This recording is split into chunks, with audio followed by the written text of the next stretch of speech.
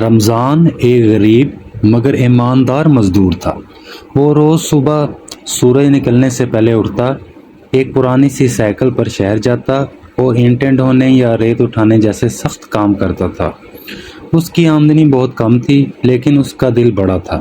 رمضان کا خواب تھا کہ وہ اپنے بچوں کو تعلیم دلوائے تاکہ وہ اس کی طرح مزدوری نہ کریں بلکہ عزت اور علم کے ساتھ زندگی گزاریں۔ ایک دن ایک بڑا کنسٹرکشن پروجیکٹ شروع ہوا اور رمضان کو وہاں کام مل گیا۔ وہ بارش، دھوپ اور تھکن کے باوجود ہر دن وقت پر آتا اور دیانتداری سے کام کرتا۔ باقی مزدور کبھی کبھار چھٹی کر لیتے لیکن رمضان کبھی غیر حاضر نہ ہوتا۔ وہاں ایک انجینئر رمضان کی محنت سے بہت متاثر ہوا۔ اس نے رمضان سے پوچھا، تم اتنی محنت کیوں کرتے ہو؟ رمضان نے مسکرا کر کہا، صاحب میں ایک عمارت نہیں اپنی نسل کا مستقبل تعمیر کر رہا ہوں۔ انجینئر نے رمضان کی بات دل سے لگائی۔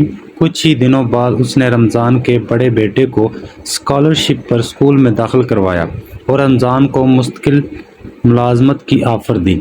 وقت گزرتا گیا، رمضان کا بیٹا پڑھتے پڑھتے ایک اچھا انجینئر بن گیا اور وہی پروجیکٹ سنبھالنے لگا جہاں کبھی اس کے والد مزدوری کرتے تھے۔ کہانی کا سبق یہ ہے کہ محنت کبھی ضائع نہیں جاتی، چاہے وہ کتنی ہی چھوٹی کیوں نہ ہو۔